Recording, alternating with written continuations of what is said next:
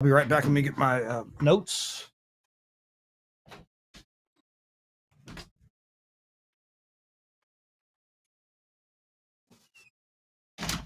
There. All right, we are streaming, so that means stream is live. Hi, everybody on the stream. Let me go publish it out to a few places. That's our distribution model. We publish it to several places on Facebook, and people can't avoid us. Try as they might. Try as they might.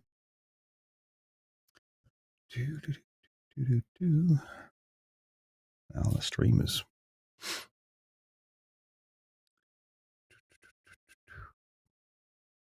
Come on, stream. Let's go.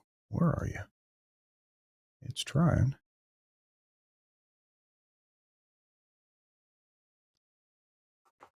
Well, Suncast, for some reason, it's, oh, there it is. There it is. Okay, it's there. All right, let's like and share. And we'll share it out to group, the Broadcasting Club. We'll tag your name on it there, Rob. Cool. Broadcasting Club. We'll go ahead and tag Tar on it, assuming he's going to be here. Yes. He needs to show up. And one more place to share it to my TWiRT page. It's going to make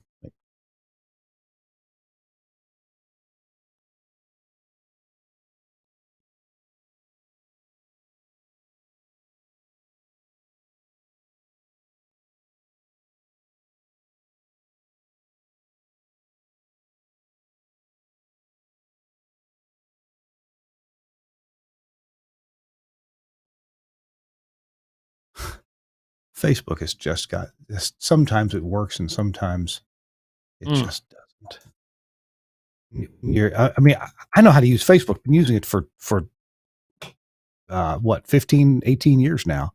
Right. And sometimes it just doesn't want to publish to my own page, or it gets hung up. Yeah, boomer. Yeah, that's me. Such a boomer. No, it used to work every time, and they changed something, and now it's a pain. Mm-hmm. They change. Oh, wait, let's see.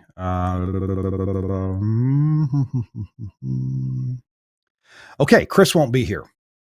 All right. So we can go to a two-shot. Hey, it's flip the sun. Wait a minute now. I'm over yonder now. That's right. All right. Okay. I'm going to mute for just a second and send Chris a little. Okay. And I'll be back and we'll start the show. Good deal.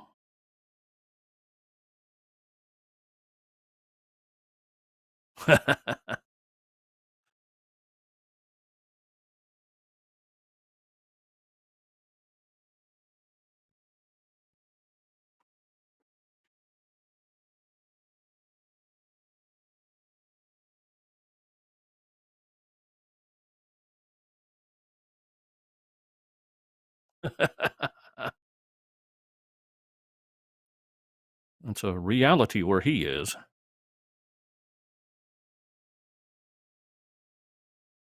All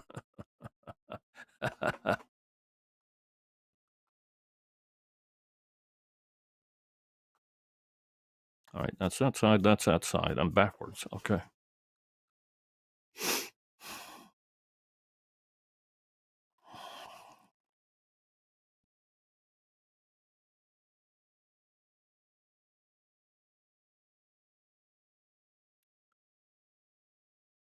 All right. Sent Chris a nice message. It was a little bit like what you said, Suncast. A little bit.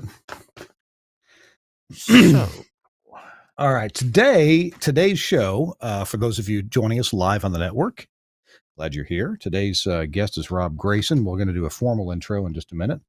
And, Oh, this also means that Kirk is going to do the angry audio ad. Okay. And that means I should probably go get a prop. So stand by. This is how it works, kids.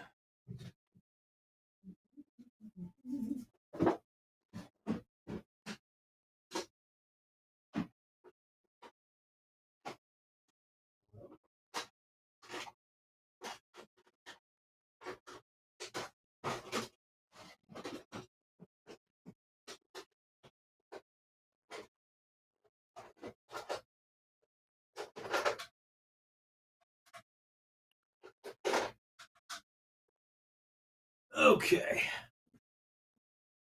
All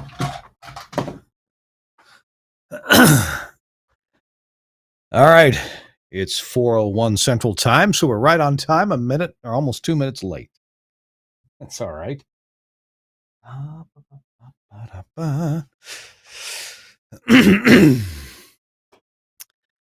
everybody, again on the network. Glad you're here, and we're about to do This Week in Radio Tech. It's gonna be a fun show today. We're gonna learn a little bit, but we're also gonna reminisce, and it's always fun to see how other people got roped into this business, and we're gonna talk about that. I'm sure you're gonna find some parallels with your own career.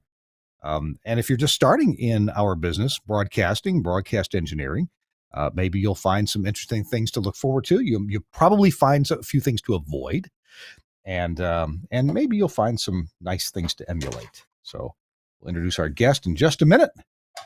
This is show number 659.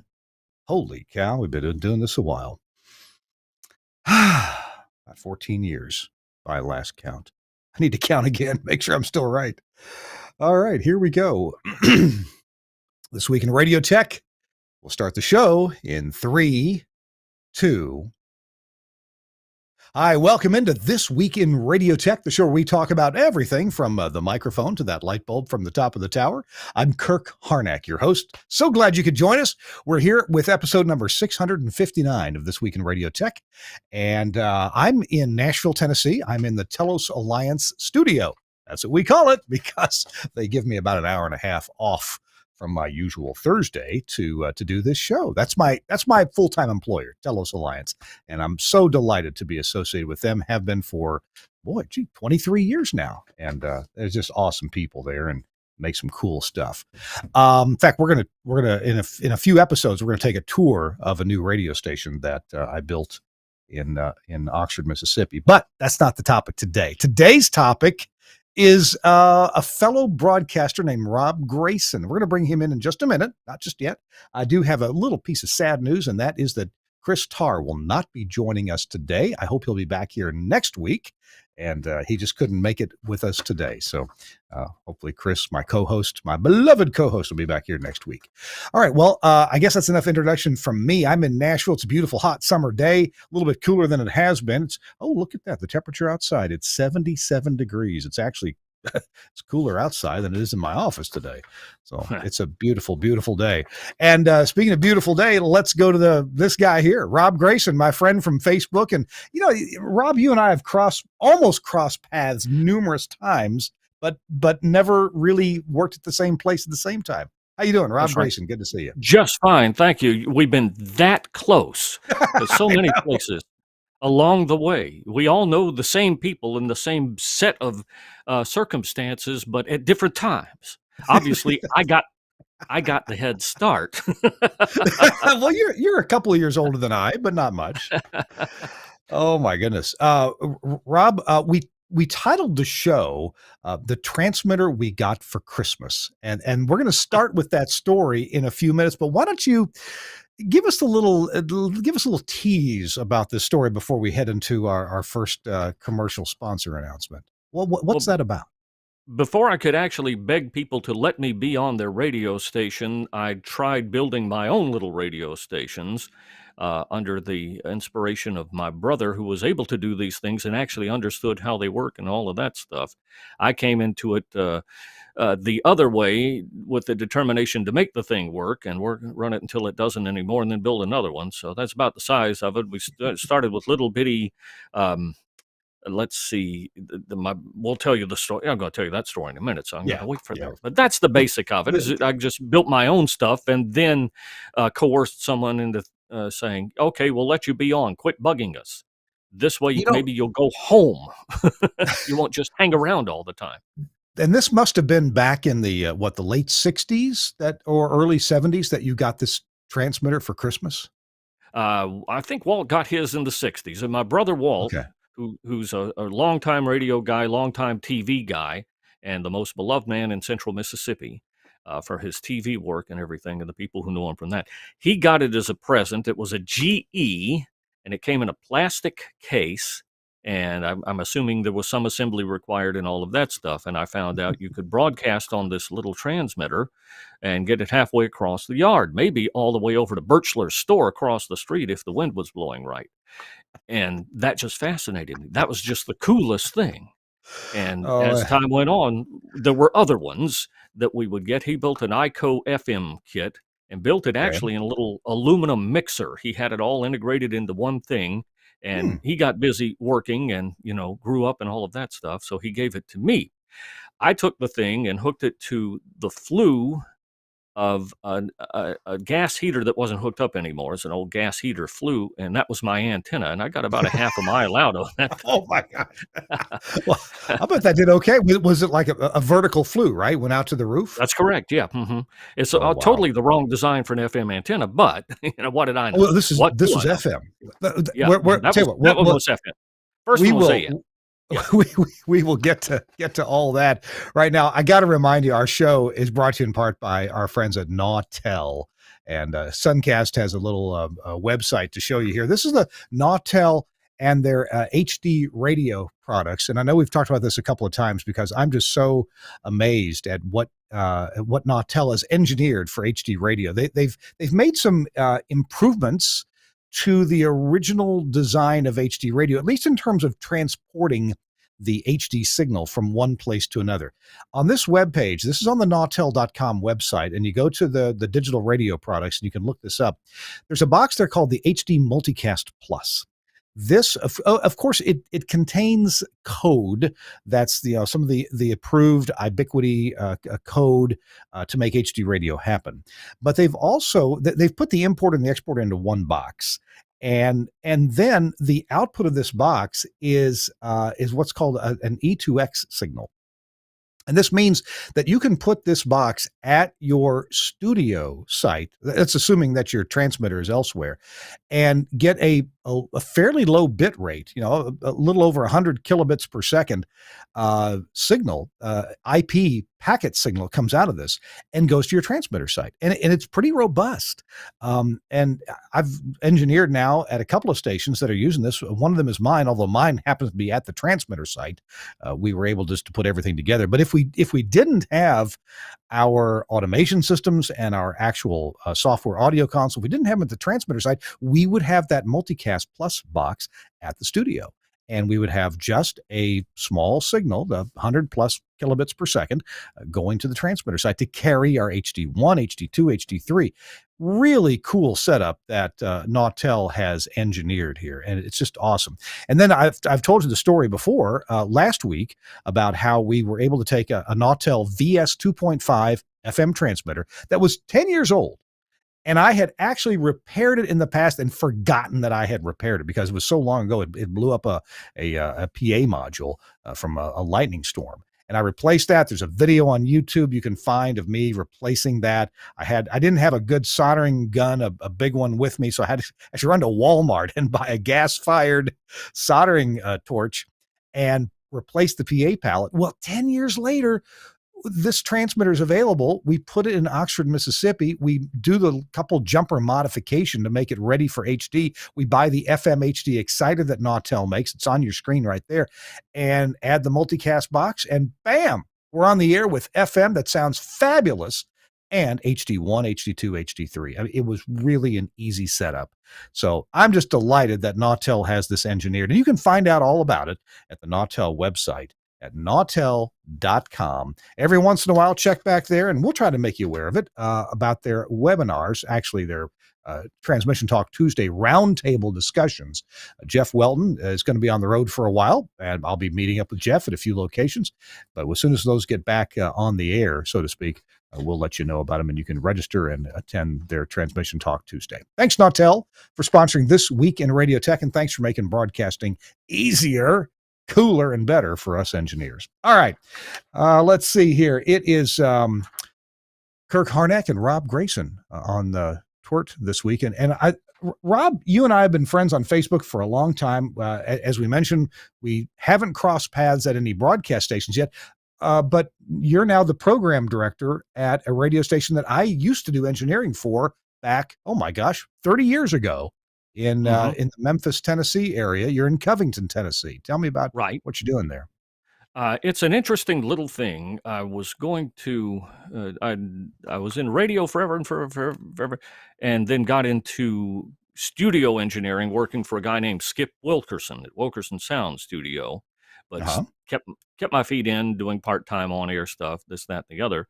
But my main job was studio engineering. Over the course of time, as the internet came along and made so many things easy, it also took away things like duplication and whatever, because that's where the profit would be. And those things fell off when I don't have to put this on a CD or a reel-to-reel. I can just email it and poof, it was gone. So I had started edging back into radio again, and I was going to do a little part-time production for a general manager I had worked for years ago who had bought the station in Covington.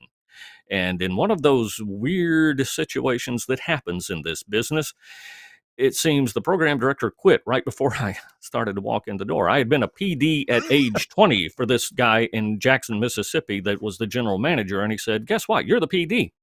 So that's how I became PD there. And it's a country station. Yeah. And I told him, I don't know anything about country music. He said, well, would you work for this small amount of money? And I said, yes. And he said, you'll learn. This station, WKBL, is that it? WKBL is the AM, WKBQ is the FM. KBL and KBQ. Are they simulcast most of the time, or are they completely separate? They don't do any simulcasting. The AM is an oldies station. Okay. A few years ago, I put together a format. I said, we're an AM station. So what I'm going to do is go find all of the AM or songs that were mixed to sound good on AM. So I started back at the beginning of Top 40, mid-50s, and put together a format that had top 10 countdowns every hour of songs that were in the top 10 on this date, and took it all the way to the end of the 70s. So I'm going 50s through 70s as oldies on this station, all hits. And well, what it sounded like kind of was music of your life that wasn't afraid of having a guitar solo. So that's how that format sounded. And it went along, but we changed ownership. They wanted to go in a different direction. How many times in my career have I heard, we want to go in a different direction? So sure, there's one of those. Another one of those. So, but over the course of time, it has moved around to right now, it is kind of a 70s to 80s with a sprinkling of 90s is what we're doing on there. And we call it Cool KBL is what we're doing. And so that's what the AM is doing. The FM is doing today's country and the classics. So now when I came in as program director, I took a way broader interpretation of classics than the people had before me, because they were way younger than me. So we'll play your fast car, and we'll play all the hits and all of these things but we'll also, I'll go all the way back. I'll go to Hank Sr. I'll go back to Webb Pierce and throw him in occasionally. Some of the hymns that started country, we go on and we say, we are not ashamed of where country came from. Here it is. Listen. And I mix it in with everything else. So it has a wider variety than most of the single country stations. They usually focus one way or the other. So that's what I learned when I tried to learn to do a country station. And that's what we're doing now. One of the things, Rob, that I like about being an engineer, a broadcast engineer, is everybody has an opinion on programming. Whether you're an engineer, a program director, a listener, the station secretary, the Herb Tarlick sales manager, everybody has an opinion on programming. And because engineers, tend to, in many cases, lived through a number of ownership changes, program director Yes. changes, format changes. I've been Yes. at stations through, several changes, and many Mhm. of you in the audience have. It sometimes an engineer's perspective is pretty darn interesting on station programming. Now, Robert, we should establish right away. Do you consider yourself an engineer, a little bit of an engineer? You can follow directions. How do you place yourself in the broad context of broadcast engineering? I'm an engineer wannabe. I always wanted to be an engineer. I learn and know enough to execute the things I have to execute. Yeah. And I'm open to learning things. Don't get me wrong, but the focus is on as far as engineering goes, what I look at is we have really an engineer that if everything goes out the window, we can call this guy, and if it's over my head, he can come in and fix it. But my job is to make sure that everything is maintained to the point that we call him at minimum. And because he's a busy guy, he doesn't need to be bothered with little things that I can fix. And so there are things I have learned over the course of time, okay, make sure this meter doesn't go over this and make sure that this is set for this and use your ears. I can tell, oh my, that needs some fixing here and the other. Things you learn, in engineering and in studio engineering over the course of time where you can tell with your ears, this needs to get taken care of. And I'll take care of those things. And I'll make sure that the automation is going to start a new day that at the end of the day tomorrow, make sure the logs are right and there's nothing keeping them from running incorrectly and this, that, and the other. Little things that keep stuff coming out of the speakers. That's what I always say my job is to make sure that stuff comes out the speakers. Now, I'll tell our audience, I think you're being a little bit humble, but I tell you, every broadcaster needs a person like you, Rob, someone who may not be the engineer, but who can do probably 70-80% of what the engineer can do. And you can communicate it effectively. You need that between the very non-technical, everybody else at the station who has no idea how things are working or supposed to work. And Mhm. then the engineer who honestly is not there day to day. He knows how the electronic stuff is supposed to work, but not necessarily is that person aware of how people use the gear. And I would just give my left arm if every station had somebody like you who was the perfect interface between knowing how to use the gear and how it's supposed to be used and when something isn't right.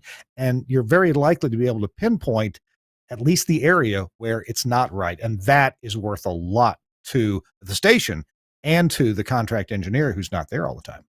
I get to do that a good bit. Yeah, I do. I'll go back to tell this little story. I took my license test for my third class license when I was 14 years old. Once again, I'll bring everything that involves my brother Walt. My brother Walt gave me a ride down to Jackson where he was working. I came down from Greenville and the Delta to take my test in Jackson, and I bummed a ride from his station downtown to take the test. There's two guys. Mhm. The guy that drove us was Gary Phillips, and the guy that went with me was a guy named Bob Pittman. Now, you may have Hmm. heard of Bob I've heard over the of course Bob of time. Pittman. Oh my gosh. MTV, WNBC, AOL, all of these things, and of course iHeartRadio now.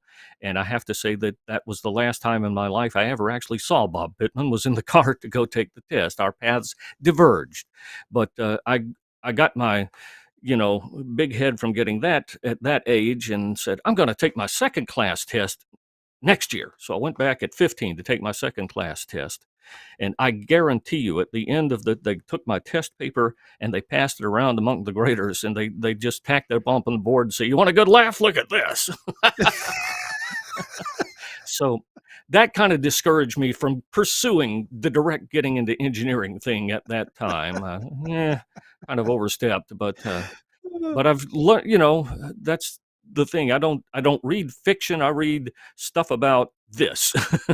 I learn things that can help me keep radio on and keep sound coming out of the speakers and this, that, and the other thing. That's what I'm reading all the time. So We're going to jump around here in this conversation, and I promise you, we will get back to the transmitter we got for Christmas. That's yeah. going to be coming up. So I do want to hear that story in its glory and entirety about how your career was started and your life was ruined. I mean, made better by this gift. But let's chat for a second about the station you're at now, Mhm. WKBL, WKBQ. And before the show started, you told me that you were replacing your transmitter, and I kind of went, oh, Mhm. but I I installed that FM transmitter in Covington, Tennessee, many years ago, and I was so delighted to install it. It was a CCA FM Yes. transmitter manufactured in Fairburn, Georgia, and I love those G series transmitters. I just thought they were wonderful, and heavens forfend, you are replacing it with something. What? Well, Rob, it was perfect the day that I installed it. What could possibly be wrong 30 It's years later? It's a good sounding box to this day. I have to tell you, I really enjoy it. We've got it tweaked just to the point, once again, you get into your programming and you get into, well, I want it to do this. And I've got it right now set to where you can hear the snap on the snares and you can hear the boot on the kicks. And a lot of other fancy programmers don't do that. And I Mm, like punch. But anyway, it's a very punchy sounding box. I like the way it sounds, but it has tubes. Tubes yeah, cost money. Tubes they go do. out. They do. And that's been the biggest the biggest thing, bugaboo of the whole thing is just keeping in tubes and all of that. And so I've got it. Let me see if can I show you this picture? Can you see that picture? That's Oh the new yeah. transmitter. Yeah. Oh my gosh. That- Oh, that's a yeah. BE.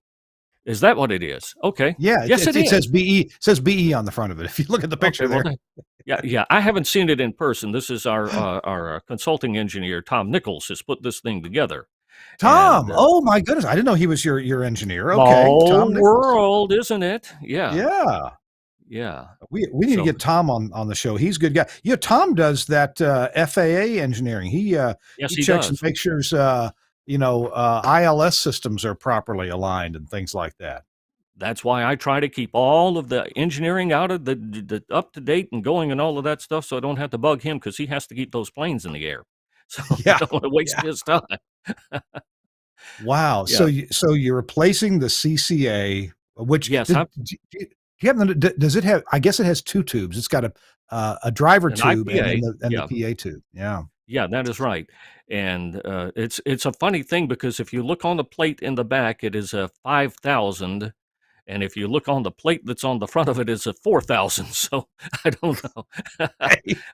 I'm the only one who's ever noticed that before, but Hey, but I've we're going to break for a commercial in just a second, but I do want to make mention of a challenge that we ran into when we put the CCA transmitter in, and actually the problem had pre-existed.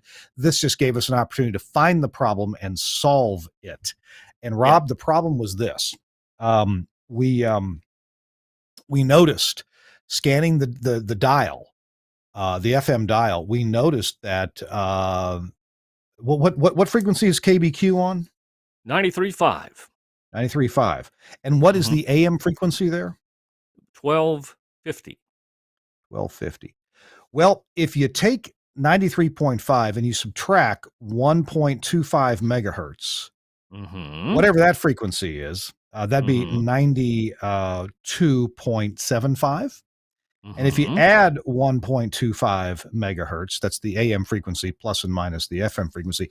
Yeah, the FM was putting out very nice signals on those frequencies in addition to 93.5. How nice. So Yeah, I see this huge copper tube that's hanging from the ceiling up there that probably was put in there to address some of that, wasn't I it? I don't well, that maybe I Harmonic don't filter. recall that. Yeah.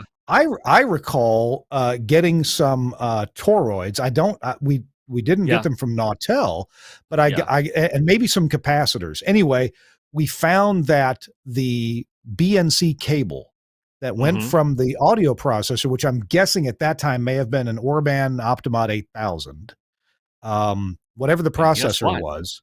It What? still is. How about Or that? it's 8100 maybe. It's yeah. It's still in yeah. Anyway, that cable went over to wherever the exciter was, and that cable was enough of an antenna to pick up the AM station. Mhm. Mhm. And the input to the exciter was wideband enough to where that 1.25 megahertz signal getting in there in the exciter also modulated the Mhm. exciter. I mean, you could turn the Yep. transmitter off if you left the exciter on or run it into a dummy load. Those spurs were still there. Yeah. That intramod, those intermod products were still there. So we ended up just doing some whatever toroids, capacitors, bypassing, whatever, that cable. And probably we put a heck of a good bonding strap between the Yeah. processor and the exciter. Doing all that, and it seems like I had a spectrum analyzer at the time, and there were still a little bit of spur, but that was below the FCC requirement. And so Right. we got the intermod product down. But yeah, we were at 3 points on the dial there for a little while. The AM is still very friendly to every piece of equipment there. Every piece of equipment likes that AM signal. Like So, that, just, yeah, to this day. Yeah. well, the Yeah. AM is Tom right. had to- How far out the door is the AM tower to the studio? to the studio, I guess it's it's a football field maybe from the tower to the studio. Oh, it's that But, far. I don't recall it being that mhm. far. Okay. Yeah. I don't think it's a Canadian football field, but maybe, an American football field without the end zones, maybe. Oh my gosh. Wow. Well, that brings back great engineering memories. And hey, we always like to have a learning moment. And so I told you how we solved that problem. Hey, we got to take a quick break. Broadcast Bionics is one of our sponsors on This Week in Radio Tech. They have this amazing little system called Camera One. Every station needs it. You need to put your jocks, tell them put a little makeup on, look nice, come into work and look good, and stream a little video of what's going on in the studio. We're going to hear from Bionics. Be right back. Camera One from Broadcast Bionics. Designed to bring video to your audio content. Visualizing radio and podcasts for social media. Camera One can automatically create, capture and brand professionally switched video for live streaming or upload, making your production shareable. Control and configure using a web browser on any device. Camera One is available as a 4-camera or 8-camera system using the Blackmagic A10 Mini range, including the A10 Mini Extreme. You can use cameras to suit your studio and your budget. You'll need one camera for a studio wide shot and usually one camera per microphone. A standard multi-channel sound card or IP driver monitors audio from each studio microphone, and we work natively with Axia systems.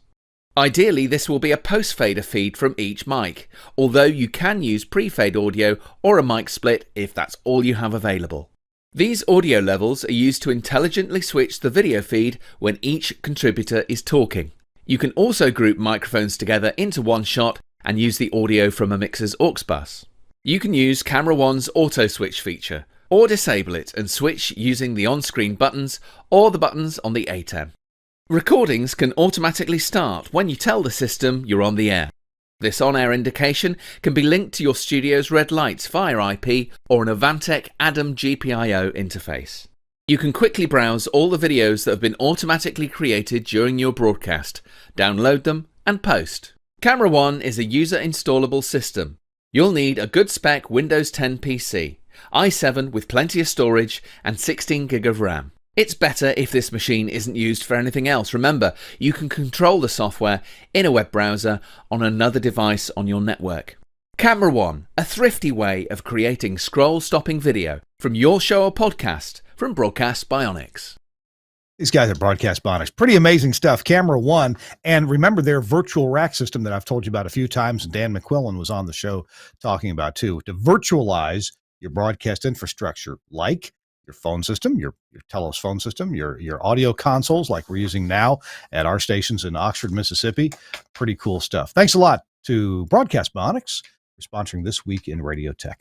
I'm Kirk Harnack along with Rob Grayson. We're taking a break from the heavy duty conversation and having a fun conversation with Rob. Rob Grayson grew up in Mississippi radio. And Rob, right now might be a good time for you to regale us about this transmitter that we got for Christmas. And I don't think I ever got a transmitter for Christmas, but you did. I want to hear about this and what became of things. Yeah, my brother Walt got that at Christmas, and it put the bug into me to want to do similar things. So he had that one. He had the ICO FM kit that he put together that he gave to me, and I used it for a long time. somewhere in high school, I started going down to the library and I would look at their electronics books, and they had a big, thick book of electronic circuits. And I would always go, when I found something like that, I would flip over to the transmitters, the wireless microphones, and things like that. And I found an FM circuit that used a Motorola HEP 802, which you couldn't just go down to Lafayette Electronics or Radio Shack and get. I had to go to an actual electronics store and order it. And I did, and I followed their diagram, and using their schematic, put this thing together. And right around that was science fair time at school. And I somehow coerced that into being a science project. I don't know how. Somehow I convinced them, yeah, I built this transmitter. It's a science project. And so I was able to play my record through this transmitter, pick it up in a radio a little ways away. And it just, it amazed enough to the point that I won a trip to the district competition, which I was in Greenville. The district competition was 30 miles away in Indianola. And I went over to Indianola. I hooked everything up. I turned it on, and nothing worked. And that was, great defeat. But I did get out of class for a day, so that was nice. Huh. Yeah, I wasn't sophisticated enough to fix the thing. I went over, by the way, and you were talking about props earlier. I went over and found these are. I'm going to turn it this way. Where's the camera? There you go. This is. Oh, what's that? This is some, oh gosh. That is the first FM transmitter I found that gave stereo off of one chip. And I built this yeah. around a couple of D batteries or C batteries, whatever that is. So that was an FM transmitter, and I had built here in this one. This was an AM. I don't have it unscrewed, so I can't show you, but it has a tube or two in it, and it was an AM transmitter. What?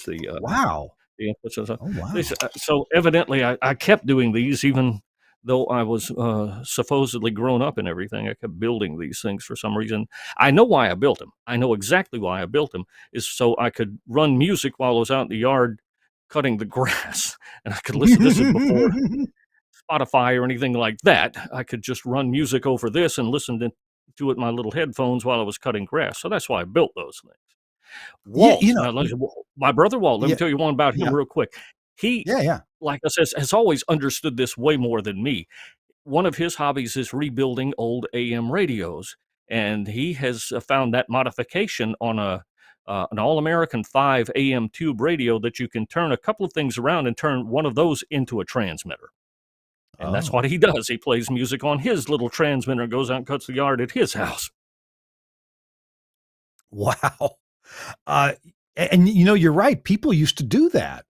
In fact, as probably as little as 18, 20 years ago, a friend of mine who lives in Las Vegas, he got one of those Ramsey kits to put, I've got a couple of those to broadcast FM, and he would do yard work or lay out by the pool and wear the little headphones with the built-in radio and play himself music that before we had Wi-Fi and streaming. Exactly. Now that was, of course, in a little lull there was where no one was playing anything I wanted to hear on the radio right that minute, because I was aging myself out of any desirable demographics. So if I wanted to hear what I wanted to hear, I would have to play it myself, and that's what I did. Hey, here's a question that a lot of us, I and people listening to this show, can identify with. When did you first hear a radio station describing itself as oldies or classic hits that you said, wait a minute, that's my music right there? Because in your 20s that would not happen. In your 30s it may not happen.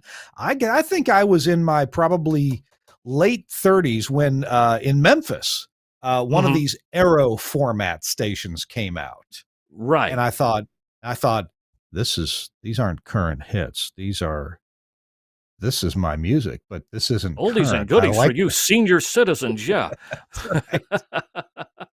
What was the first station that you heard like that? You thought, oh, this is my music. Well, of course, I was more insider on it, so I knew these things were oldies probably. But here, one of the philosophies that I've ever always had in doing an oldies radio station is never to use the word oldies. No, Really? just play the music. People hear the songs, they know what they are. You don't have to say, "Oh, you're old, aren't you?" You just play the music, and they Oh. go, "We'll enjoy this music," and you're not insulting anyone necessarily. What now? Uh, So, if you had an oldies formatted station, and I tell you what, mhm, I've mentioned a few times my new station in Oxford, Mississippi, and the mhm, FM and HD1, that is an alternative rock format. And amazingly, I like about half of what we play. I'm a little mhm. surprised that Yeah, half of it, I think, I can identify with. I actually know that song. Now some of the newer stuff I don't identify with entirely, but I haven't wanted to reach up and twist the knob and turn it off or tune another station yet. right. But our HD2 is oldies, and I'll tell you this oldies format, I love it. My business partner Larry Fuss is the guy who actually programs the oldies station. He's got a real talent for playing the songs that just make our head happy, right? Cool. Songs mostly from the 60s and 70s, a few from maybe the early 80s, but songs that you just want to go, yeah, I like that. Mhm. Like Build Me Up Buttercup, and just Right. toe tapping happy oldies songs. Nothing that drags you down. So Exactly. we call it oldies, but if we were to rebrand it without using that dreaded word oldies, how should we think about branding it? Well, the easy throwaway on that is classic hits, because that's not calling Oh, it oldies necessarily. But classic hits. the Okay. one that I was using, the format I was telling you about, the AM station I just called it the greatest hits of all time. Okay. All right. Hmm. Yep, yep. And Uh,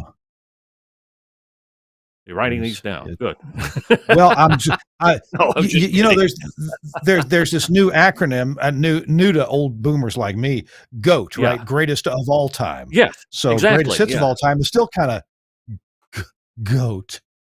Yeah. G H Exactly. Exactly. GHOAT. I would Okay, put the GOAT. a promo on I would say that we at 1250 WKBL, we believe time travel still exists. It really does exist. All you have to do is listen, and within the next hour, you're going to hear a song that's going to put you in your mind at a specific place at a Yeah, specific time. And I yeah. say, and not every song is going to do this. You know this, I know this, but the next one might. So you can steal that one. No, just kidding. Just kidding. That's a good idea. No, classic hits, greatest hits of all time. Right. Yeah. Yeah. Okay. Okay. I might that Sorry, one one techies, if we're one one of being those could too work. programming, but hey. Well, like I said, we've all got opinions on programming, and That's right. I I love tuning into stations that one of the benefits of listening to the radio as opposed to something you choose on Spotify, or there's some YouTube channels that I really like that play songs that I like. And Mhm. but on the radio, you uh, it's this nice space where you know what to expect. You don't know what order to expect it in, and sometimes you hear Right. something unexpected that you hadn't thought about in a while. And Right. so there, a well-programmed radio station to me is more enjoyable than a playlist I would pick Mhm. Exactly. because of that Exactly. occasional surprise That thing. little I was just zinger. talking Yeah. I was just talking to radio station programmer John Holliday yesterday. Mhm. And John programs our station in Hawaii, Star 94.3. And they're always playing a song that I like. I never want to tune away from it. And I always Mhm. compliment John on that. John, how is it that you just how do you know what to play? And he says, it's some trade secrets, mostly just go by the hits. But I got a couple of there's some songs I won't play because they'll bring you down, and I won't Yeah, I won't play exactly. those. Yeah, I'll run across, I'll be listening and go, "Well, I don't wanna hear that one again." And as soon as I get to the station, it goes in the hold file. Yeah, but, Yeah. yeah, that's it. That's kind of you start out with this, and then you start sculpting. Take this piece out, Now, take this piece out, take this piece out till it looks like a radio station. now, no programmer and no engineer knows everything, right? We all find out new stuff from time to time.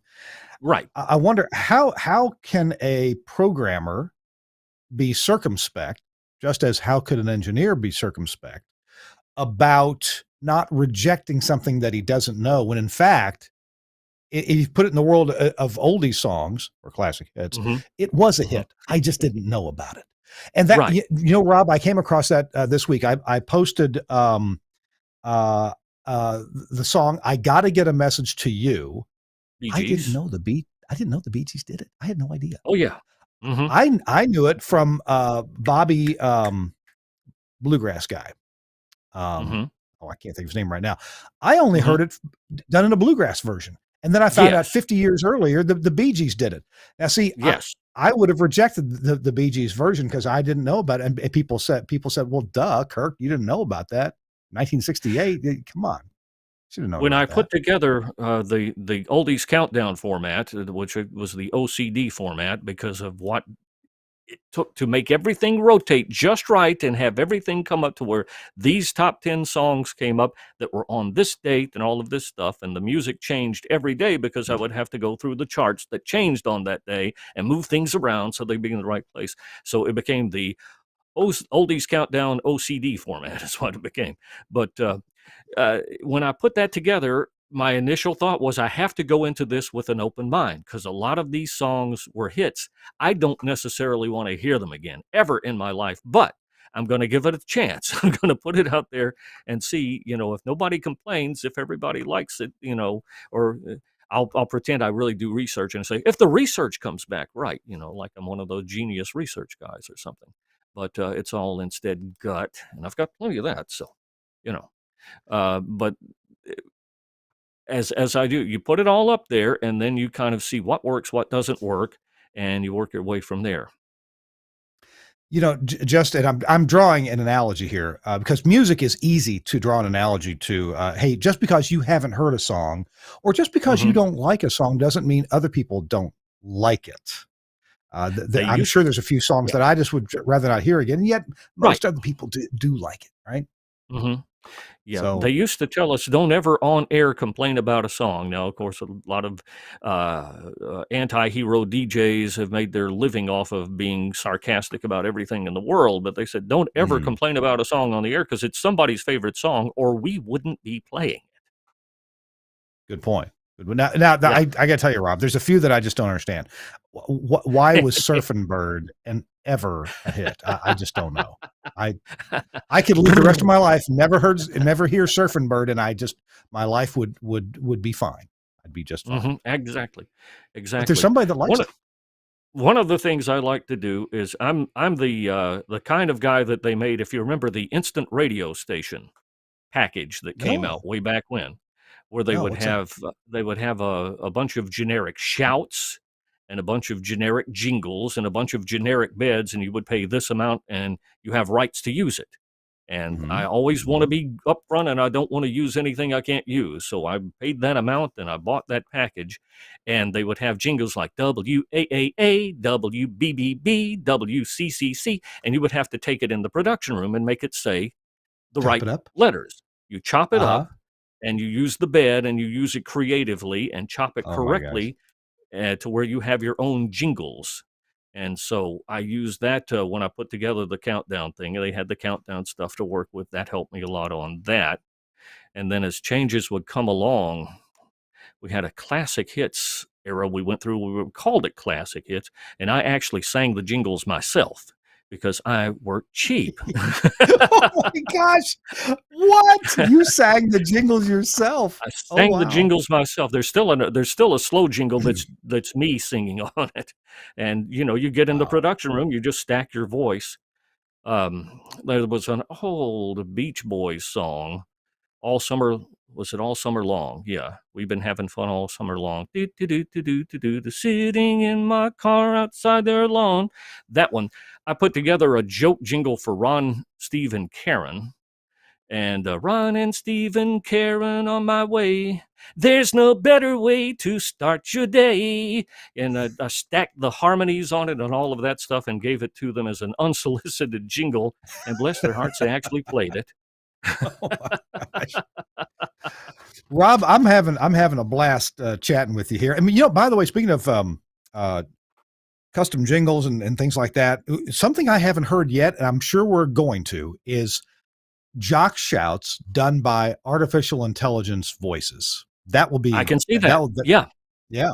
Yeah. I can want see a there being a Kurt market for that. Harnack. Yeah. I got to tell. Can I tell you this one real quick? There's a couple of Sure. situations I ran into that when I was at FM 100. I did weekends at FM 100, the most powerful FM station in the country.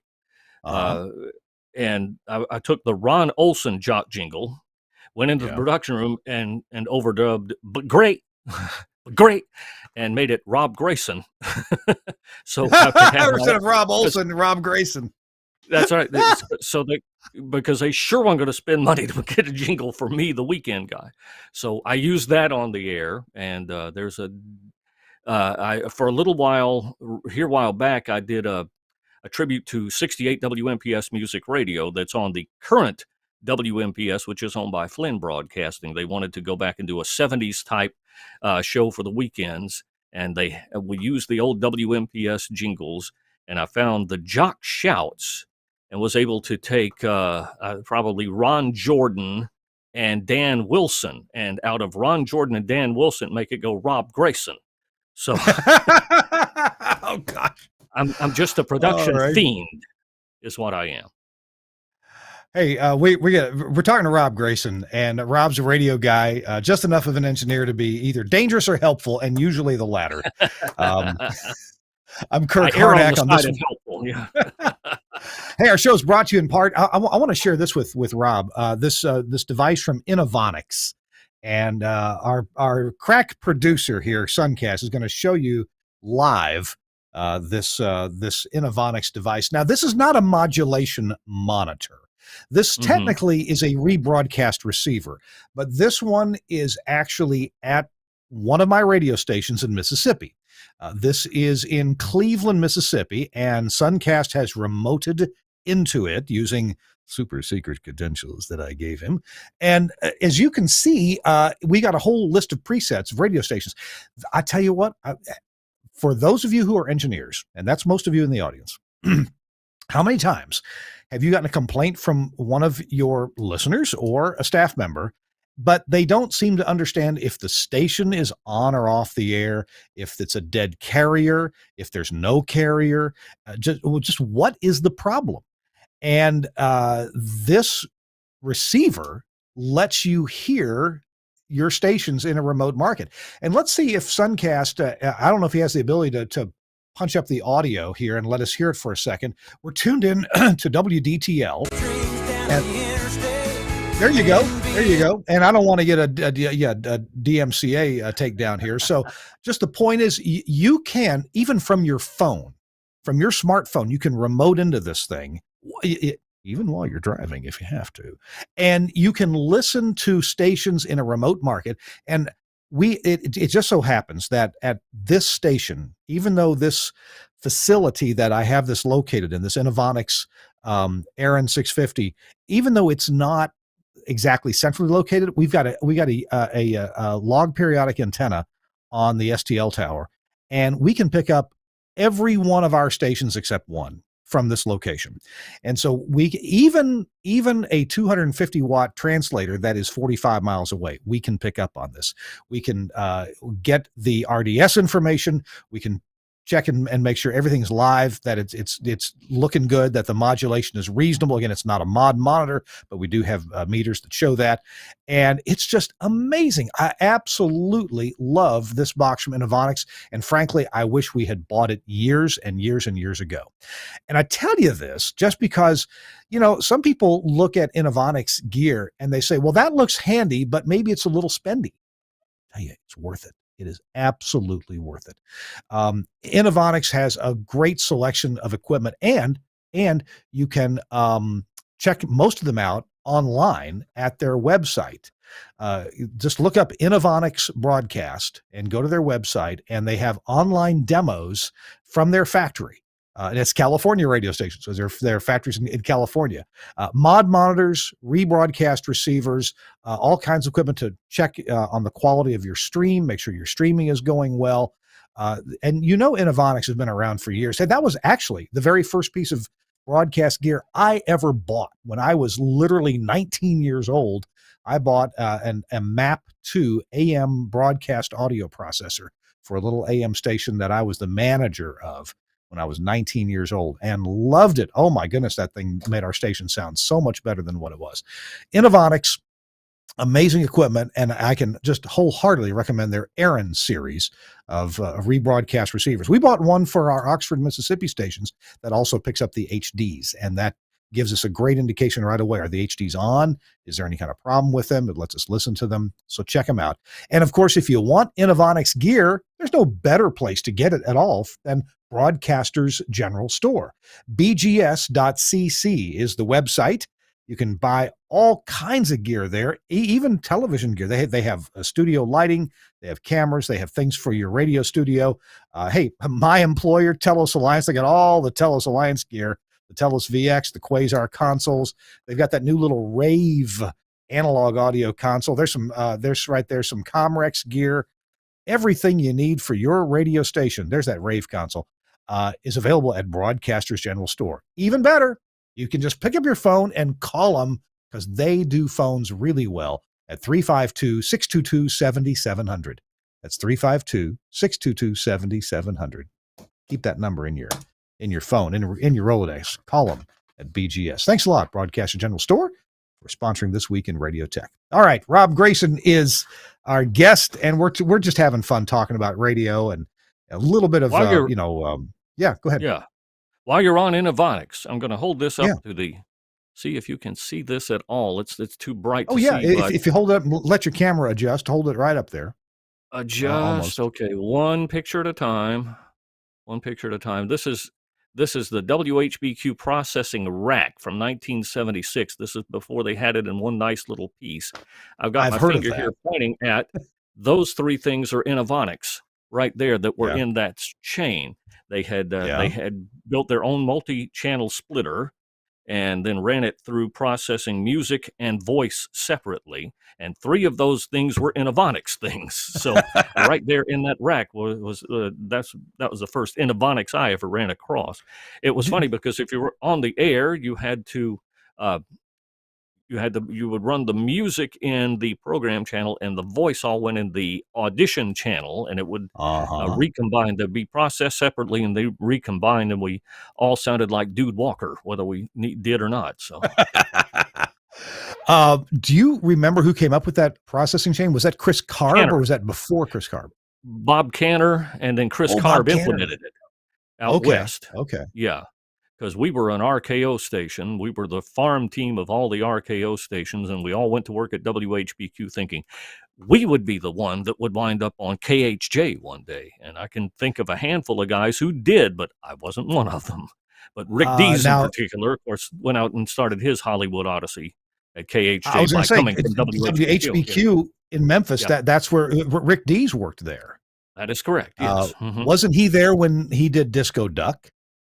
He was at WMPS, which was a plow station, doing mornings, and he did Disco Duck, and he took off during ratings and went out to Hollywood to promote Disco Duck on Midnight Special.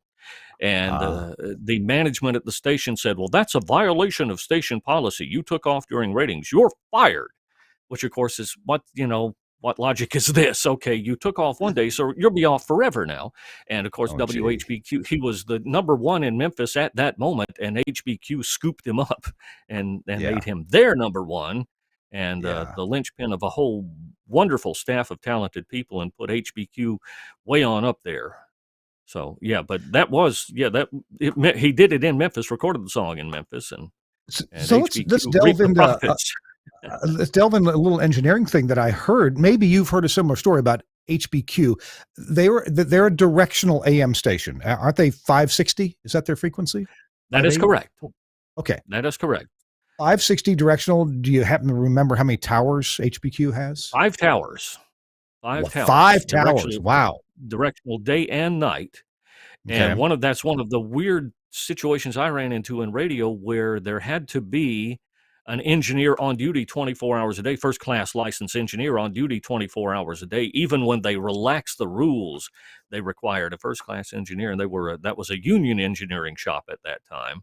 Yeah. And Yeah. a lot of stations will have the union engineer in there as the board op, and the jock will be sitting over there as just an announcer. We didn't have that. We jocked our own board, but I remember at nights the engineer would be sitting in there reading a book and say, "Okay, it's meter reading time," Well, and do the, that. the, the reason I asked about their directional system, I heard Yeah. that their directional system had been either engineered or perhaps re-engineered to be simplified, where they had a minimum amount of components in each antenna tuning unit and a minimum amount of components in the directional phaser, such that it reduced the Q of the circuitry, so that it was more wide banded, giving better high frequency response, and it just sounded better. And I don't know if it was Chris Karb or somebody else who was responsible for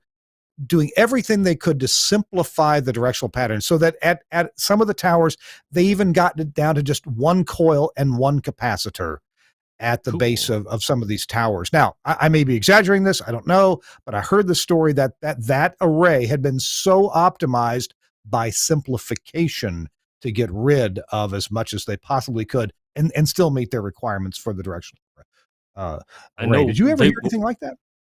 I hadn't heard those specifics, but they were a good sounding station, so they must have been fairly broadband. Yes. Yeah. Yep. Yeah. Memphis was really famous for some radio back in the day. There was HBQ. There was also, you mentioned MPS. What was their frequency? WMPS. They were 680 back then, Right. and they had I think 10,000 watts day. 10,000 watt day, 5,000 watt night, I think. And they had an engineer that ran from the transmitter site out on Bingestown Road overnight, and he would be he wasn't necessarily an announcer, but he was the announcer, and this is Harry Simpson with the best of WMPS, and he would play carded bits that people had put in there and stuff to run on the all-night show and play the bit. That was always the thing that kids said: if you hear Harry Simpson, you're out too late. Now, past your time. Then there was another station in Memphis that was part of radio history, and that was WREC. Right. What was that frequency? 600? That was 600, still is, yes, WREC. Okay. And they were put on the air by, let's see, Hoyt Wooten. That's it, Hoyt Wooten. Yeah. Hoyt Wooten didn't get a transmitter for Christmas, but he built one in his attic in Coldwater, Mississippi. And that was, I believe, KFNG was the call letters, and they were the first station, as far as I know, in Mississippi. Out of Coldwater, Mississippi. And once again, we're talking 1920s at best, and he built this thing himself. And they moved it to Whitehaven, which is in Tennessee, and then put their studios in the Peabody, where they also sold radios, once again, back in the 1920s, give or take. And that studio stayed there for a long time. And WREC would broadcast the big bands that played on the Peabody roof down the CBS network, because back then you could just flip a switch and you're running the network, back in the way they did those things. And so they would run that show for live from the Peabody roof. And he was a genius. This dude was a genius, to say the least. I went out to the transmitter site where it is in Fraser, Tennessee, and it was just an amazing place to go. He had a big, was it an RCA? It was, I think it's similar to the one JDX had in Jackson back when, but it was the big, with the sliding door cabinets with the little slots, where you would slide them. The one I'm talking about, the old one. Yeah, they had a wall size schematic on the back wall behind the transmitter. So if you're the engineer, you got the schematic blown up wall size right back there if you're looking for something. He had catty-cornered closets that held the tubes, the spare tubes, and they would be displayed in a glass case in the tube sockets. So you would see, okay, there's the ones I'm looking for right there. Boom, you got it right there. It's just an amazing place. He had at one point, he had built a bomb shelter by his house in Whitehaven, And he kind of applied that concept to a point. He had a lead line shelter out at the transmitter in case something had ever gone that wrong back when. Uh-huh. And so it's just a fascinating place to go. Wow. Wow. Yeah. I mentioned it a few minutes ago, but Memphis was just famous for AM radio. And I know plenty of cities have been Yeah. and have Yeah. famous things to say or to talk about, but wow, Memphis is just really something. Now, Hoyt Wow. Wooten, if you were ever an engineer that worked for Hoyt Wooten, the story you would tell was he insisted that screws would always be aligned straight up and down with the slot because they collected less Was that dust. Hoyt? That was Hoyt Wooten. Oh my gosh. Oh my gosh. Wow. Oh, man. Memphis had other stations. I engineered for the bot station WCRV that was 50 kilowatts daytime Yes. at 640. So that sucker got out big time. Of course, there was WXSS. I don't know if that call letters are still there, but that was, I forget what the frequency was there. 50 kilowatts in the 10s, day. 10 something, yeah. 1060, 1080, 1030 something like maybe. that. Yeah. Because May have been 1030. DIA is 1070, so it's about 1030. Yeah, that's right. Yeah, that would make sense. Yeah, man. And there's Art Gilliam's station. It was a local frequency, WLOK, class 1340. WLOK, but famous. Absolutely. Wow. Yeah, there's been some fun radio done around this joint. Rob, we're going to take one more quick break, and then when we come back, we're going to want a tip of the week from Rob Grayson. So put together the best of your wisdom, Rob, and give it to us when we come back from our break. It's This Week in Radio Tech. I'm having fun here talking to Rob Grayson about radio. Rob grew up in Mississippi, Greenville, Mississippi area, but has worked all throughout the South at different stations, and he's in Covington, Tennessee now, WKBL and WKBQ. We've crossed paths, but never have worked at the same place at the same time. I'm not sure we'd get a lot done if we did work at the same place at the same time. Our show is brought to you in part by Angry Audio. And hey, Suncast, I just sent you a link to a picture.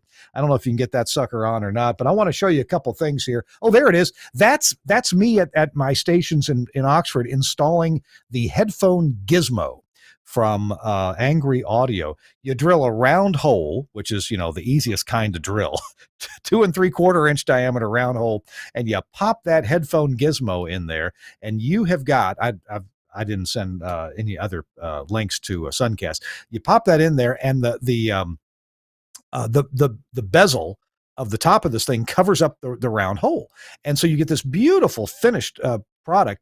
Now, Suncast, if you come back to me, I put those headphone gizmos in for the guest positions, but the on-air jock, the guy sitting at the board, didn't really want something on top of the console. He wanted his headphone to be under the console. And so I bought one of these from Mike Dosh at Angry Audio, and we put that underneath the console table. And this is also a headphone. I'm sorry, the other one's a guest gizmo. This is the headphone gizmo. So the other one that I showed you, that's the guest gizmo.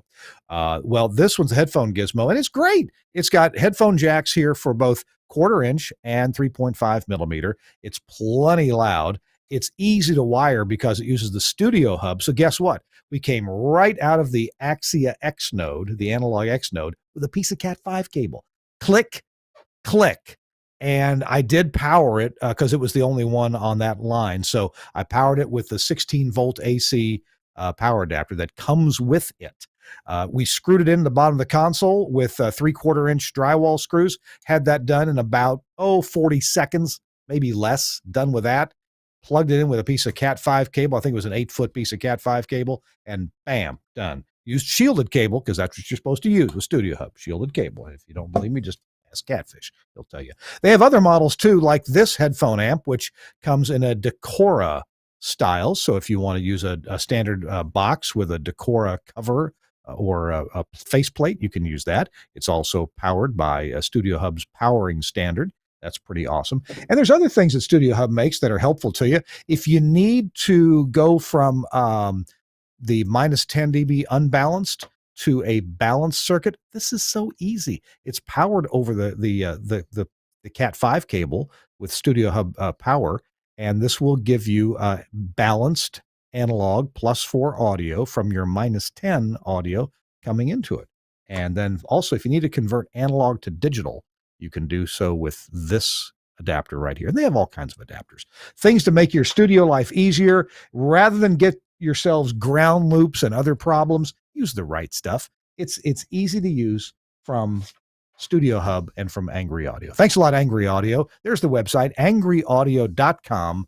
All kinds of cool gadgets and gizmos and mic processors too. Check them all out. Hey, our show also is brought to you by my friends at Max Connect. And building the station in Oxford, I swear, I've used everything I talk about here on the show, from Innovonics to Axia, Omnia, and Max Connect. We built the transmitter site, and our fiber was literally a month getting installed there. So I pressed the Max Connect box into service, put it at the transmitter site, and it worked great. Here's Gary Morrill to tell you more about it. I'm Gary Morrill, Midwest Regional Director of Engineering for Alpha Media. When I first spoke with Josh Bone about Max Connect, he told me they'd work great for remote transmitter sites where connectivity was a challenge. And he's absolutely right. We even have sites where we're using this as a backup to our STL using Max Connect's dual carrier option, and it works perfectly. We also have times where we need to be able to get out to a venue where it's kind of challenging because everybody and his brother is trying to stream video at the same time, like at a big sporting event. And you know what? Our data gets through every time because it's prioritized packet data. It works for us. It'll work for you. Max Connect. Check it out. Max Connect on the web at Max Connect. I know it's spelled funny. MAXXKONNECT.com. And Josh Bone's Max Connect group also performs plenty of engineering services. So if you've got a project you need done, give Josh Bone and his company a call, and they can take care of your project for you. Hooking up complicated remote control, the audio processing, STL services. In fact, Josh has a new STL, a line of STL transmitters and receivers that he's representing, and they're really cool. They're also web interface, 950 megahertz STL, only ones I've seen. So pretty cool stuff. Thanks a lot. All right. Our final few minutes with Rob Grayson. He is, listen, if you're an engineer and you're looking for somebody smart to be at your studio to kind of help you out, fix little problems, and tell you what's really wrong before you make a trip to the site, Rob is your man. Rob, I'm going to give you a chance to give a tip of the week in just a minute, but I've got something I want to show first. I may have shown this a long time ago in the past, and I'm going to try to show this without revealing too many IP addresses. I have this running at my office all the time, and I'm sorry about the washed out brightness here. This is called Multiping by Pingman Tools. Multiping by Pingman Tools, and this shows me the ping time to lots of different sites that I take care of. Let me see if I can, I take care of more sites than I can fit on the screen here, but you can see some of you can almost tell which ones are served by fiber because the ping time is very regular. The next one, though, this is served by a wireless ISP, so there's some missing pings, occasional missing packets. And then here's a couple that are see this one here that's crazy. This is served by a 5G gateway from T-Mobile. And it's usually quite acceptable. Sometimes we do get some lost packets, but my point though is Multiping by Pingman Tools. This really helps me evaluate the quality of my internet service at lots of different sites. And if one of my sites go, hey, we don't have this, or hey, I'm having trouble getting into this or that, take a quick look at that. Multiping by Pingman Tools, and I can right away see, well, yeah, you got a lot of packet loss there. Oh, guess what? Your internet's been off for 12 minutes. Let's call the provider and see what they say about it. So it's really interesting to see ping times go up and down, service become unavailable briefly or available. And if my own service at my office becomes bad, guess what? They all get bad. because my pings aren't going out properly. I love it. I love it. It's a paid program. I forget how much I paid for it, maybe $50 or so. Multi-ping by Pingman Tools. They do have a free version that'll ping, I believe, one site. You get a free trial on it, but I've really got my money's worth out of that product. Okay, that's my tip of the week. Rob Grayson, what have you got to share with our listeners? As soon as you said, say something wise, everything drained. Of course it did. But I'll tell you this stupid piece of wisdom. If you're on location doing things and you carry spare 9-volt batteries, don't put them in your pocket with your change. Unless you want to I'm get sorry. warm. I'm sorry. I got pulled away for 10 seconds by my phone ring, That's and hard. I had to. That's okay. Yeah, you pick up where you left off. I said if you're out on location doing something and you carried spare 9-volt batteries, don't put them in your pocket with your change. Oh, yes, great advice. Things we've learned the hard way. And don't put them in I've learned the hard way. Yeah. Let me at your house, Rob. Do you have one of those junk drawers where you just throw like batteries and dirty spoon here and there? Is a junk drawer. It's any flat surface.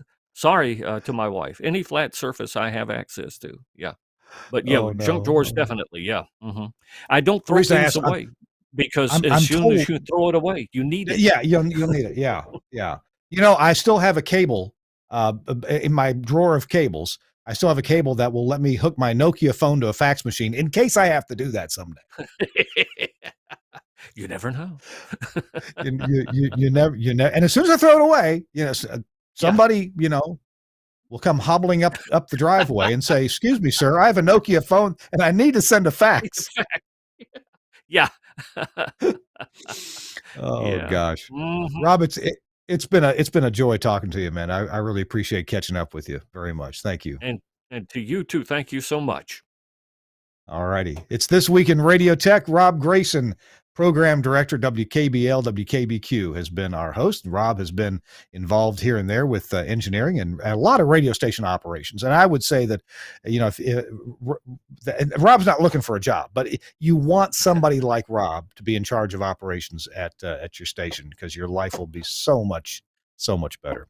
All right. That is it for our show. We'll be back in next week with another terrific show, and we'll see you next week. Oh, big thanks to Suncast. Thank you, Suncast, for being on the ball and switching our show and being at the ready with our commercials and everything. Thanks also to Andrew Zarian, the founder of the GFQ Network, where you'll find other fine podcasts. We'll see you next week on This